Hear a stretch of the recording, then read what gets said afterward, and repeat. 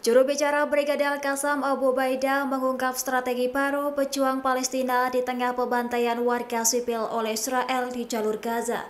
Ia menegaskan serangan balasan Hamas tetap koordinasi meskipun tekanan Israel semakin brutal. Dikutip dari Palestine Chronicle, pernyataan itu disampaikan Abu Ubaidah pada Jumat 18 Juli. Menurutnya Al-Qassam menggunakan taktik gerilya dan terowongan untuk mengejutkan pasukan Israel. Mereka juga mengandalkan roket jarak menengah untuk menargetkan posisi pasukan Zionis. Taktik baru ini digunakan pejuang Palestina untuk jangka panjang melawan pasukan Israel. Sementara itu, juru bicara Al-Qassam menyebut bahwa operasi mereka difokuskan pada instalasi militer bukan warga sipil. Namun ia menuding Israel sengaja menyasar rumah-rumah penduduk untuk mematahkan semangat perlawanan. Brigade Al-Qassam juga mengklaim berhasil menghancurkan beberapa tank dan kendaraan lapis baja pasukan IDF. Selain itu, Abu Ubaidah menyerukan dukungan internasional untuk menghentikan genosida terhadap rakyat Palestina. Ia menegaskan meski banyak pejuang gugur, semangat mereka tak akan padam.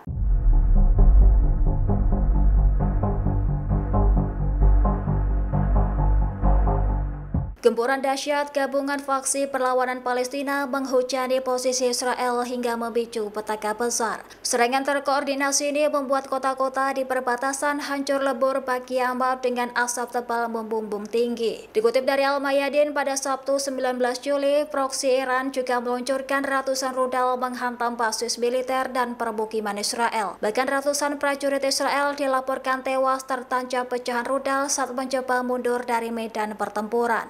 Sementara itu, Brigade Al-Qassam mengklaim serangan ini sebagai balasan atas pembantaian warga sipil di jalur Gaza. Juru bicara Al-Qassam Abu Ubaidah menegaskan serangan baru ini permulaan dari gelombang balasan yang lebih besar. Ledakan dahsyat mengguncang kota-kota Israel hingga menyebabkan listrik padam dan komunikasi lumpuh. Warga Israel dilaporkan panik berlarian mencari perlindungan ke bunker bawah tanah. Selain itu, pasukan IDF mengakui insiden ini sebagai serangan terbesar sepanjang konflik. Meski demikian, serangan gabungan ini menjadi bukti kemampuan pejuang Palestina yang tetap kuat meskipun dihantam serangan bertubi-tubi dari Israel.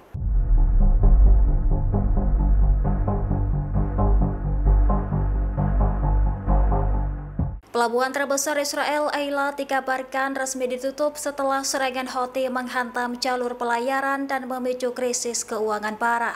Penurunan pendapatan drastis dan tunggakan pajak membuat ekonomi Israel di sektor logistik terpuruk. Perlu diketahui, pelabuhan Eilat resmi ditutup pada Minggu 20 Juli 2025 mendatang.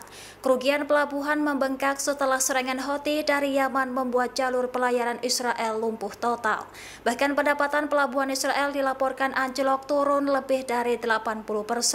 Sementara itu, serangan Houthi telah sepenuhnya melumpuhkan peran Eilat sebagai pintu utama impor kendaraan ke Israel.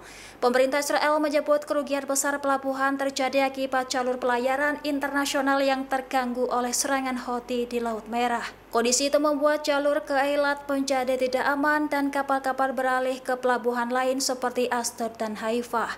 Akibatnya jumlah pekerja merosot dari 113 orang hanya menjadi 47 orang, banyak diantaranya belum menerima gaji penuh. Lantas situasi ini menjadi bukti ampuhnya serangan Houthi terhadap pintu utama impor di Israel. Download Tribun X sekarang, menghadirkan lokal menjadi Indonesia.